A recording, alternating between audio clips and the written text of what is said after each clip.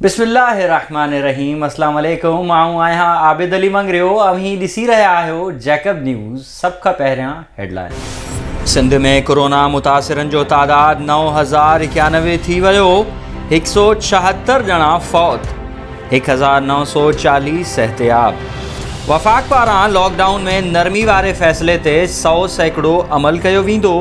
रिहाइशी इलाक़नि में नंढियूं दुकानूं खोलियूं वेंदियूं। शॉपिंग मॉल, मेगा स्टोर ऐं वॾियूं मार्केटूं बंदि रहंदियूं। छंछर ऐं आचर ते 100% लॉकडाउन हूंदो। सिंध जे वॾे वज़ीर सैयद मुराद अली शाह जी प्रेस कॉन्फ्रेंस। नायाब सिकंदर उमरानी तौहीन अदालत केस में supreme court DC Jacobabad, DC Sobatpur ऐं DC नसीराबाद खां जवाब तलब करे वरितो।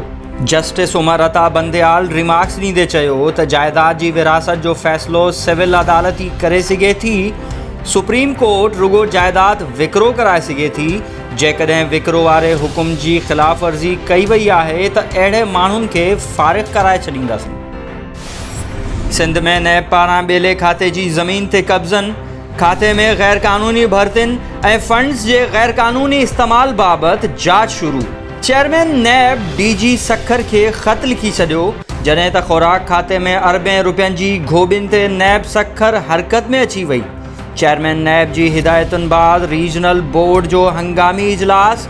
DG नैब सखर जी सदारत हेठि कोठायल इजलास में सखर, लाड़कानो ऐं शहीद बेनज़ीराबाद डिवीज़न में कणक ऐं अरबें रुपयनि जी घोबियुनि जी शिकायतुनि ते जांच शुरू कई वई आहे। नैब ज़रिया जैकबाबाद में मुख़्तलिफ़ रोड हादसनि ऐं झेड़नि जे वाक़िअनि में हिकु ॿारड़ी फ़ौत जॾहिं त 17 ॼणा ज़ख़्मी थी पिया। ठुल्वे जो भुट्टागड़ी स्टाफ लॻ कार ऐं मोटरसाइकिल में टक्कर जे नतीजे में 2 वरहनि जी मासूम नींगरी फ़ौत।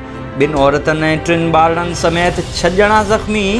सिविल अस्पताल जैकबाबाद मुंतक़िल। जैकबाबाद वेझो ॻोठ वली मोहम्मद सुंदराणी में ॿारनि जी मामूली ॻाल्हि तां सुंदराणी बिरादरी जी 2 धुरियुनि में झेड़ो। 2 औरतुनि समेत 6 ॼणा ज़ख़्मी।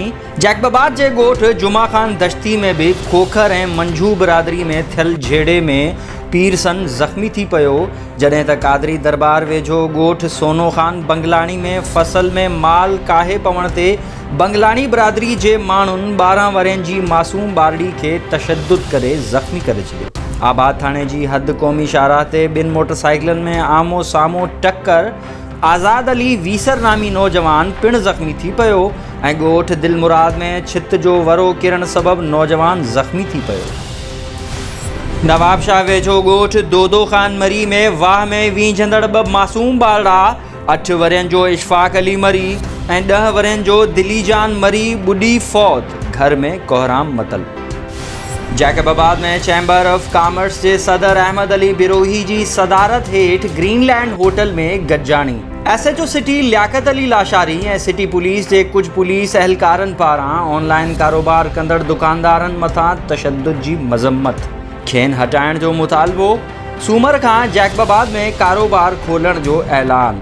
शहर में मिठे पाणी जी खोट ऐं बिजली जी हथरादू लोड शेडिंग ख़िलाफ़ बि अक्सरियत राय सां रिथ मंज़ूर।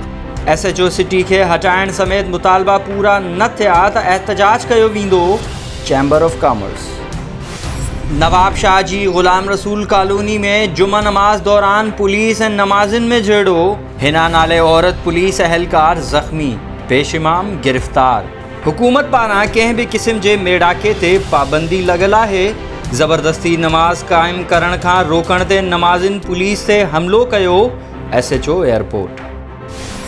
जैकबाबाद में गड़ी खैरो वासी ॻोठाणनि जो SHO गड़ी खैरो रफ़ीक खेड़ो ख़िलाफ़ एहतजाज। SHO ख़िलाफ़ हाई कोर्ट ज़रिए केस दाख़िल करायो, जंहिं तां हथ खणण लाइ धमकियूं ॾिनियूं पियूं वञनि। SSP बि इंसाफ़ फ़राहम न पियो करे। IG सिंध नोटिस वठी इंसाफ़ फ़राहम करे ॻोठाणनि जी अपील। काज़ी अहमद में मुर्गी विकिरो कंदड़ दुकानदारनि पारां असिस्टेंट कमिश्नर अब्दुल कदीर गुज्जर ख़िलाफ़ एहतजाज। मुर्गी महांगी थी वई आहे, जंहिं सबबि महांगी विकिरो करे रहिया आहियूं। बिल ॾेखारण बावजूदि AC असांजो जीअण जंजाल बणाए छॾियो आहे। DC नोटिस वठी इंसाफ़ फ़राहम करे। सजाद लाखो, अयाज़ उन्नड़ ऐं ॿियनि पारां प्रेस क्लब ॿाहिरां एहतजाज। ही हुयूं हेडलाइंस। वधीक तफ़सील लाइ विज़िट कयो असांजी वेबसाइट www.jacobnewshd.com ऐं फेसबुक ते फॉलो कयो। ॾिसंदा रहो जैकब न्यूज़, ख़बर खां हक़ीक़त ताईं।